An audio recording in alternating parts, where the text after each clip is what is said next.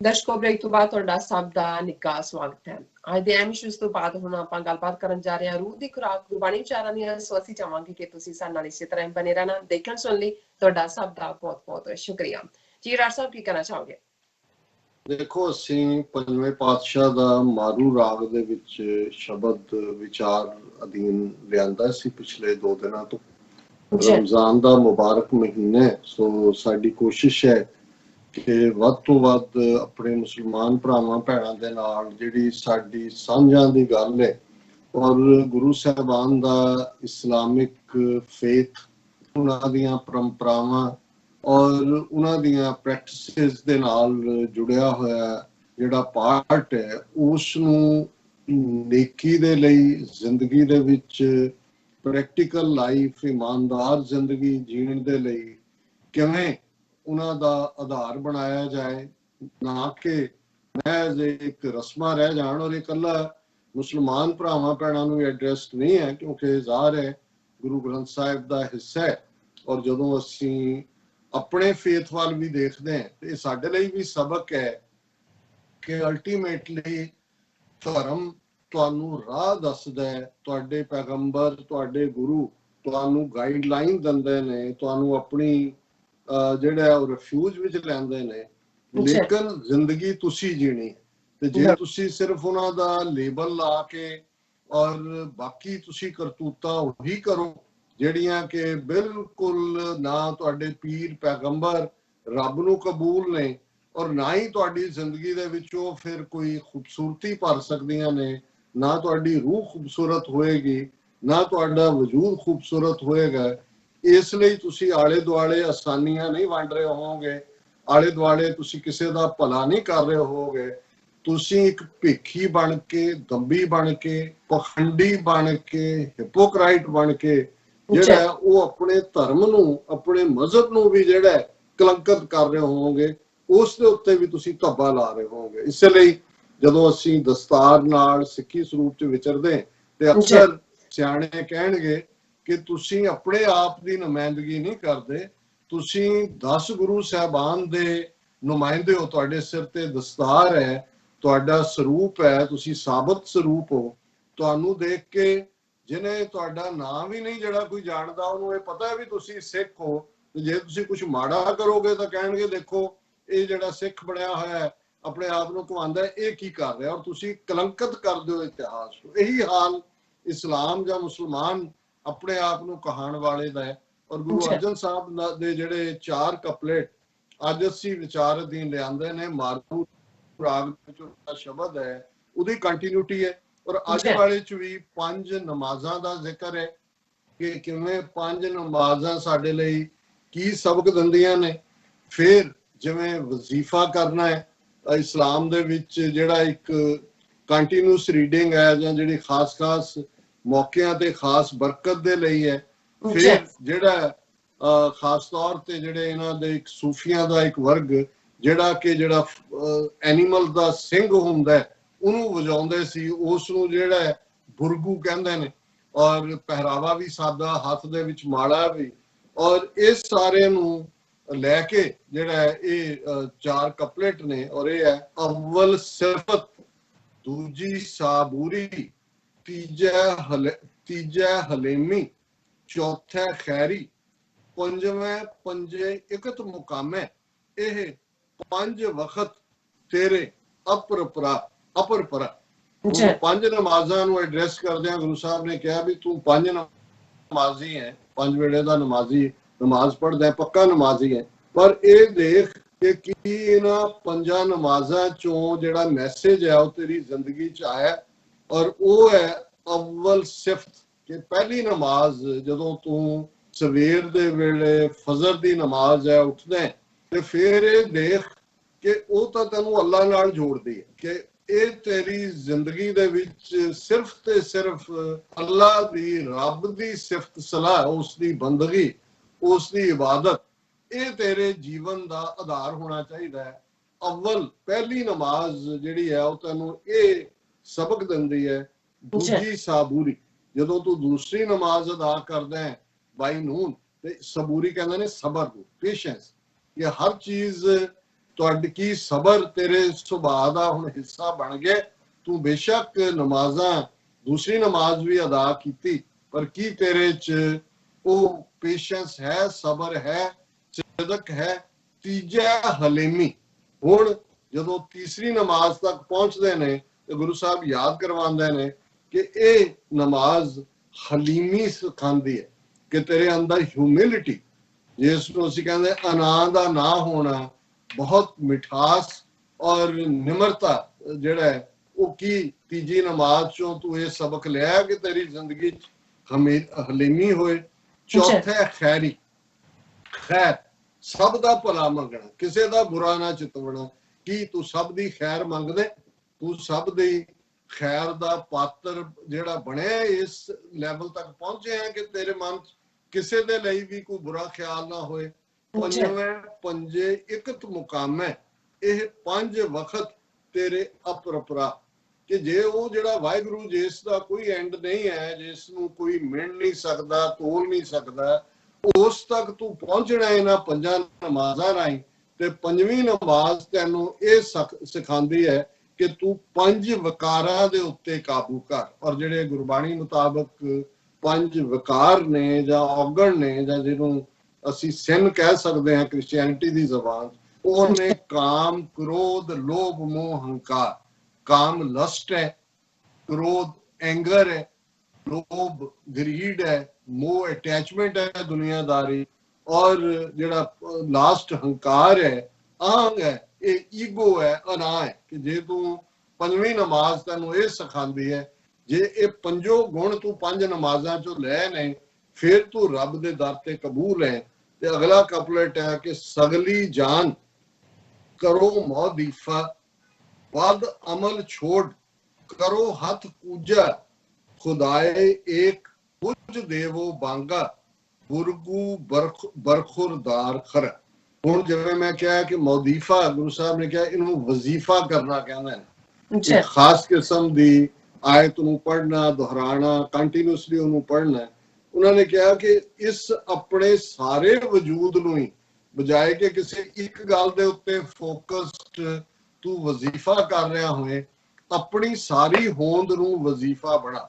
ਸਗਲੀ ਜਾਨ ਕਰੋ ਮੌਦੀਫਾ, ਵੱਧ ਅਮਲ ਛੋੜ ਕਰੋ ਹੱਥ ਕੂਜਾ। ਹੁਣ ਫਕੀਰੀ ਦਾ ਇੱਕ ਇਹ ਵੀ ਚਿੰਨ ਹੁੰਦਾ ਹੈ, ਸਾਡੇ ਲੋਟਾ ਕਹਿੰਦੇ ਨੇ ਔਰ ਇਧਰ ਕੂਜਾ ਕਹਿੰਦੇ ਨੇ। ਜਿਹੜਾ ਹਰ ਫਕੀਰ ਦੇ ਹੱਥ 'ਚ ਹੁੰਦਾ ਹੈ, ਉਹ ਖੈਰ ਵੀ ਪਵਾਉਂਦਾ ਹੈ ਉਹਦੇ 'ਚ, ਔਰ ਇਹ ਹੁੰਦਾ ਹੈ ਕਿ ਇਹ ਫਕੀਰ ਹੈ। ਉਹਨਾਂ ਨੇ ਕਿਹਾ ਕਿ ਵੀ ਇਹ ਜੇ ਤੈਨੂੰ ਕੂਜਾ ਫੜਨ ਦੀ ਲੋੜ ਨਹੀਂ ਹੈ, ਜੇ ਤੂੰ ਦੁਨੀਆਦਾਰੀ 'ਚ ਵੀ ਰਹਿੰਦਾ ਹੈ, ਪਰ ਜੇ ਤੂੰ ਕੂਜਾ ਫੜ ਕੇ ਵੀ ਵੱਧ ਅਮਲ ਨੇ, ਅਮਲ ਤੇਰੇ ਜਿਹੜੇ ਨੇ ਉਹ ਵੱਧ ਨੇ, ਮਾੜੇ ਨੇ, ਤੇ ਇਹ ਤੇਰਾ ਫਕੀਰੀ ਦਾ ਕੂਜਾ ਫੜਿਆ ਤਾਂ ਇਹ ਕੋਈ ਮਤਲਬ ਨਹੀਂ ਰੱਖਦਾ।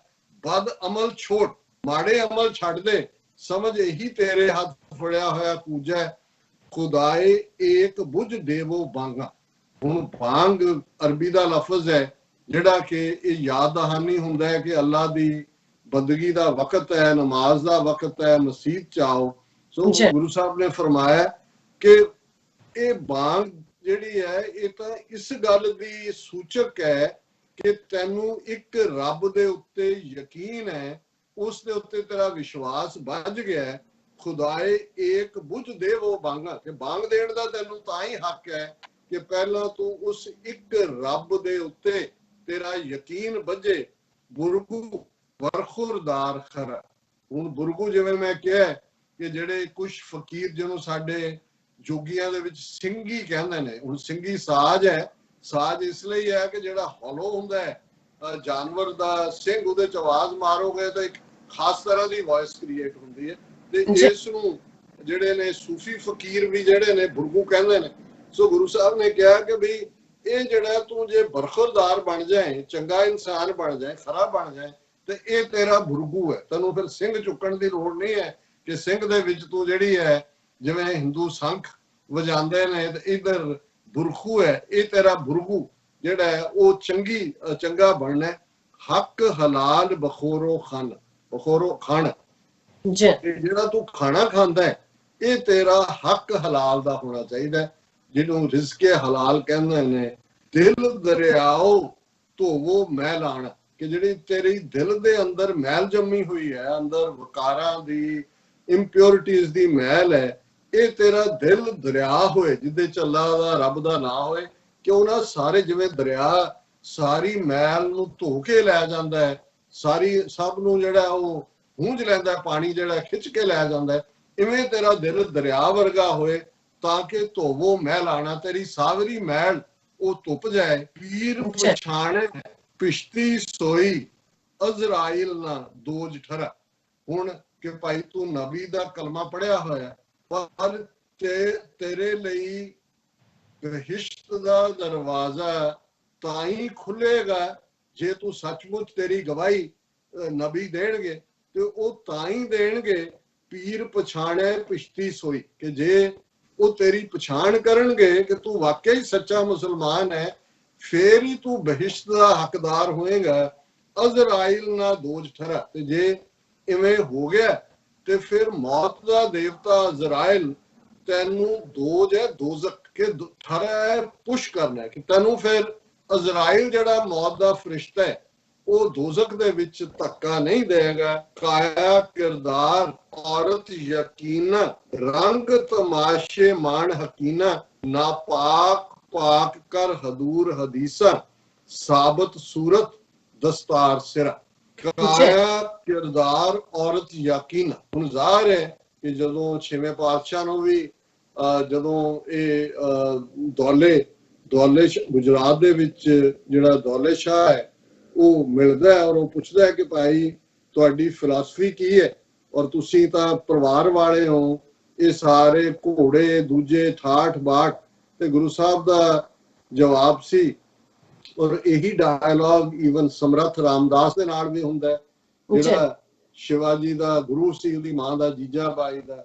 ਤੇ ਗੁਰੂ ਸਾਹਿਬ ਨੇ ਛੇਵੇਂ ਪਾਤਸ਼ਾਹ ਦਾ ਜਵਾਬ ਸੀ, ਔਰਤ ਈਮਾਨ, ਦੌਲਤ ਗੁਜ਼ਰਾਨ, ਪੁੱਤਰ ਨਿਸ਼ਾਨ, फकीर ना हिंदू ना मुसलमान, शस्त्र गरीब की रखिया, जरवाने की पक्या। मैं दी डिटेल च नहीं जावांगा, पर पहला पार्ट है औरत ईमान, कि जेड़ा गृहस्थी लाइफ है, फैमिली लाइफ है, उहदे च औरत तुहाडे ईमान दी जामन है, और उस दे नाल ही तुहाडा जेड़ा फेथ होना ये तुहाडे लई जेड़ा है वो मैंडेटरी है। इत्थे गुरु साहब ने फरमाया काया किरदार औरत यकीना, कि तेरी बॉडी ਜਿਹੜੀ ਹੈ ਉਹ ਇਵੇਂ ਹੋਏ ਕਿ ਜਿੱਥੇ ਤੂੰ ਕਿਸੇ ਹੋਰ ਪਾਸੇ ਭਟਕਣ ਦੀ ਥਾਂ ਆਪਣੀ ਘਰੇਲੂ ਜ਼ਿੰਦਗੀ ਨੂੰ ਯਕੀਨ ਦੇ ਨਾਲ ਗੁਜ਼ਾਰੇ। ਰੰਗ ਤਮਾਸ਼ੇ ਮਾਣ ਹਕੀਨਾ, ਹਕੀਨਾ ਵੀ ਸੂਫੀ ਇਸਲਾਮ ਦੇ ਵਿੱਚ ਰੱਬ ਦੀ ਹਕੀਕਤ ਨੂੰ ਜਾਣਨਾ, ਕਿ ਉਸ ਹਕੀਮ ਨੂੰ, ਹਕੀਨਾ ਨੂੰ ਜਿਹੜਾ ਹੈ ਉਹ ਤੂੰ ਘਰੇਲੂ ਜ਼ਿੰਦਗੀ 'ਚ ਰਹਿੰਦੇ ਆ, ਰੰਗ ਤਮਾਸ਼ੇ ਮਾਣਦੇ ਆ, ਆਪਣੀ ਗ੍ਰਸਤ ਦੀ ਫੈਮਿਲੀ ਲਾਈਫ ਨੂੰ ਇੰਜੋਏ ਕਰਦੇ ਆ ਵੀ ਤੂੰ ਹਕੀਨਾ ਉਸ ਰੱਬ ਨੂੰ ਜਾਣ ਸਕੇ। ਨਾ ਪਾਕ ਕਰ ਹਦੂਰ ਹਦੀਸਾਂ। ਹੁਣ ਹਦੀਸ ਕੁਰਾਨੇ ਮਜੀਦ ਤੋਂ ਬਾਅਦ ਜਿਹੜਾ ਹੈ ਉਹ ਸੈਕੰਡਰੀ ਕੈਨਨ ਹੈ ਇਸਲਾਮ ਦੇ ਵਿੱਚ। ਜ਼ਾਹਰ ਹੈ ਕਿ ਬਹੁਤ ਸਾਰੀ ਜਿਹੜੀ ਸ਼ਰਅ ਹੈ ਜਾਂ ਇਸਲਾਮਿਕ ਵੇ ਆਫ ਲਾਈਫ ਹੈ ਉਹ ਹਦੀਸਾਂ ਡਿਸਕ੍ਰਾਈਬ ਕਰਦੀਆਂ ਨੇ।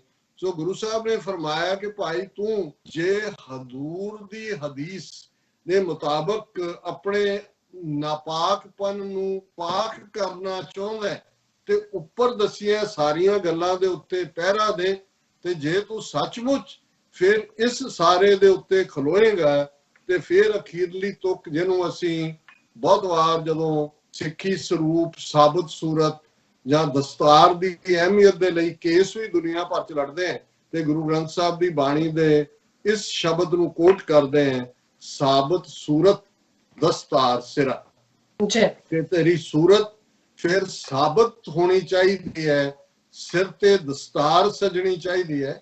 ਇਸਲਾਮ ਦੇ ਵਿੱਚ ਵੀ ਦਸਤਾਰ ਦਾ ਕਾਨਸੈਪਟ, ਸਾਬਤ ਸੂਰਤ, ਜਿਵੇਂ ਦਾੜੀ ਜਿਸ ਨੂੰ ਸੁਨਨਤ ਮੰਨਿਆ ਜਾਂਦਾ ਹੈ, ਹਜ਼ਰਤ ਸਾਹਿਬ ਦੇ ਅੱਜ ਵੀ ਉਹਨਾਂ ਦੇ ਮੂਹੇ ਮੁਬਾਰਕ ਸੰਭਾਲੇ ਹੋਏ ਨੇ।